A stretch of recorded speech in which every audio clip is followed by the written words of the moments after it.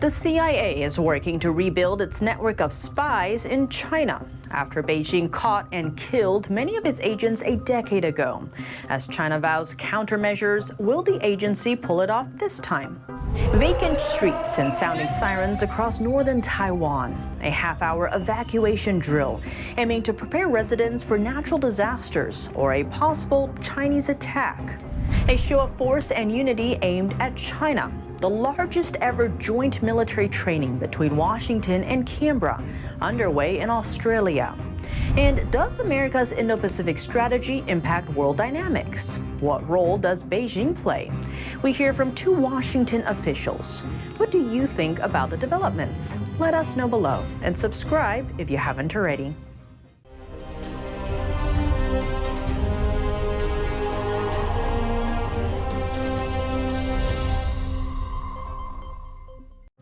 Welcome to China in Focus. I'm Tiffany Meyer. Growing tensions in the U.S.-China spy war. Beijing is pledging countermeasures after the head of the CIA said the agency has been working to rebuild its spy network in China. About a decade ago, China rolled up a lot of CIA operations in China. A dozen or more CIA sources were arrested or worse, executed. Have you rebuilt? Yeah, we've made progress and we're working very hard over recent years to ensure that we have a strong human intelligence capability to complement what we can acquire through other methods.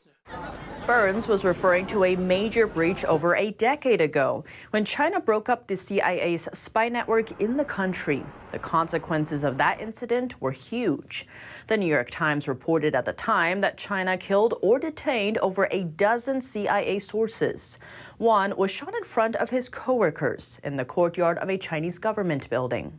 The report cited unnamed U.S. officials. NTD reached out to the CIA for comment, but did not hear back before airtime. How did Beijing find out about America's spy network? Officials believe multiple issues led to it. One is that the Chinese breached the CIA sources' communication systems. The other is that there was a mole inside the CIA. Later, the agency identified a former officer in Hong Kong, Jerry Chunxing Lee. Lee had access to information on a lot of CIA officers and their sources. He also knew sensitive details about how the CIA collects intelligence. Lee is a naturalized U.S. citizen. He was recruited by China's national security officers. Lee pleaded guilty to espionage in 2019. He was sentenced to 19 years in prison.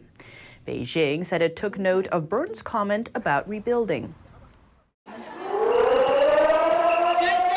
Sirens sounding on the streets of Taiwan Monday as troops kicked off the week with an annual air raid exercise.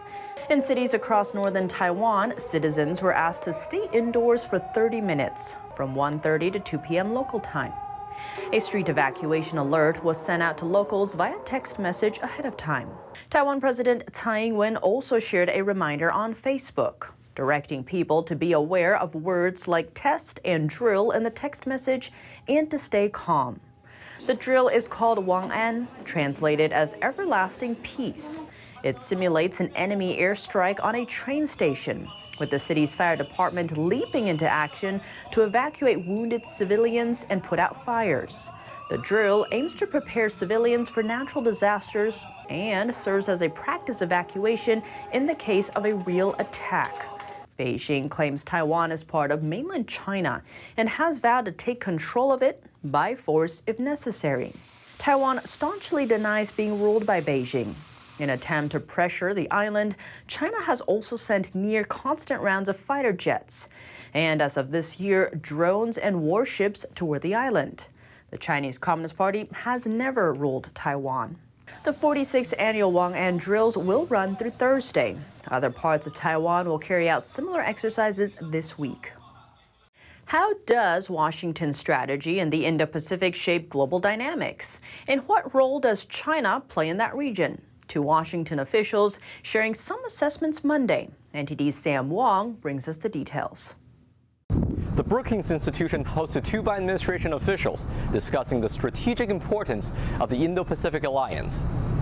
We believe that much of the history of the 21st century will be written in the Indo-Pacific. America's future security and prosperity is inextricably linked to developments in this consequential region. Dan Crittenbrink serves as the Assistant Secretary of State for East Asian and Pacific Affairs. He noted that the U.S. is committed to strengthening partnerships in the Indo-Pacific to enforce rule-based international order. Crittenbrink mentioned that China remains a challenge for regional security, and the best way to manage that hurdle is to bolster allies. We have a regional strategy of which China is a part and not the other way around. Our allies and partners are intrinsically valuable to us. That's going to be the focus of our efforts across the region. China has recently stepped up its aggression in the Indo-Pacific region. Back in May, a Chinese fighter jet made a dangerous maneuver towards an U.S. aircraft, cutting right in front of its nose. According to the U.S. Indo-Pacific Command, that move forced the U.S. aircraft to fly through its wake turbulence.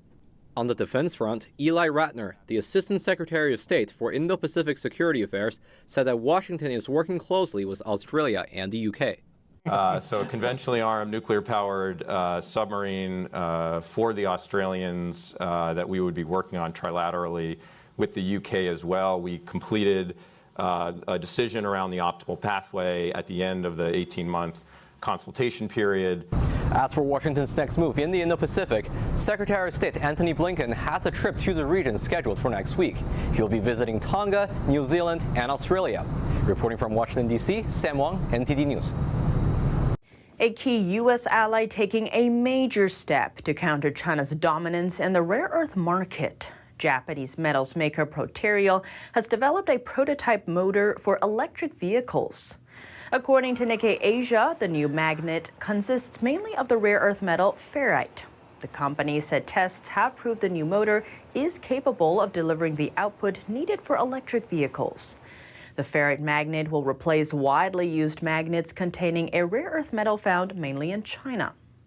China previously suspended rare earth exports to Japan in 2010. And now Japan seeks to bring its reliance down to 50% by 2025. Additionally, China is restricting exports of two rare earth minerals crucial to semiconductor manufacturing as a response to U.S. export controls. What's more, starting this week, Japan is restricting China's access to 23 types of its chip-making tools.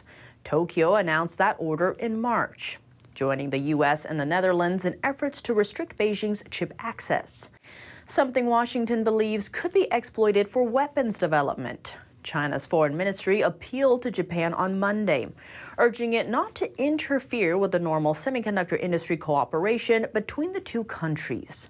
The Japanese restrictions range from tools used for smartphone making to artificial intelligence and chip etching devices that could have military uses. But some officials in Tokyo worry that by specifically targeting China in the move, it could unnecessarily provoke Beijing. A Japanese industry ministry official says, quote, "There's no need to identify the country. All you need to do is control the item."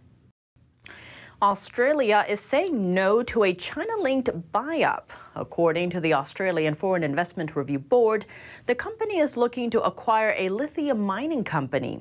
It's the second time this year Australia blocked a Chinese company from investing in its critical minerals sector. Australian Treasurer Jim Chalmers issued a halt order. That's to prevent the China-linked company, called Asteroid, from taking over Alita Resources. The lithium miner is facing significant financial troubles. Asteroid Australia is led by Chinese national Mike Che. Lithium is a critical metal needed for electric car batteries and other storage systems for renewable energy, including electric vehicles, smartphones, and laptops. Australia remains the world's top lithium supplier. It plays a crucial role in international trade and the management of strategic resources. On the other hand, China holds a dominant position in global rare earth production and has substantial investments in lithium and mining ventures across Australia. That has prompted Canberra to cautiously address Chinese involvement in its critical minerals industry. At a time when China's ramping up Indo-Pacific aggression, the U.S. and Australia are kicking off a record-setting military exercise involving nearly a dozen other nations and more than 30,000 troops over the weekend. Also appearing on the waters of the Australian Coral Sea, a Chinese surveillance vessel. Let's zoom in. 13 nations are participating in this year's 2-week-long Talisman Sabre War Games. Joining the event, France, Japan, Canada, Britain, and New Zealand, among others, with a handful more to look on as observers. The Talisman Sabre is a biannual joint exercise between the U.S. and Australia, first launched in 2005. Officials say this year's joint drills are the largest and most expensive in the exercise's history. All of this is actually building muscle memory between our two countries' defence forces. Footage shows personnel from different defense forces in action during a live fire rehearsal. U.S. Navy Secretary Carlos Del Toro says that the multi-nation drill sends a clear message to China. I think the most important message that China can take from this exercise and anything that our allies and partners do together is that we are extremely tied by the core values that exist amongst our many nations together. Del Toro and Marines were also upbeat about progress on the AUKUS deal. Under it, the U.S. and Britain will provide Australia with a fleet of submarines powered by U.S. nuclear technology. That's the strength of three nations working together as one. According to Australian Army officer Greg Bilton, a Chinese spy ship had been contacted on Australian waters on Thursday. I'll tell you now, there's one off the east coast of Australia at the moment. He says the ship is expected to move into the exercise area.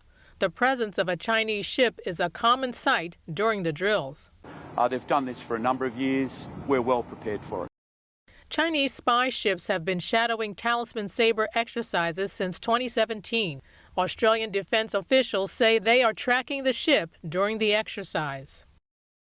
As the largest ever U.S.-Australia drill is on display along the Australian coast, now Australia is set to expand its Air Force fleet with help from weapons made in the USA.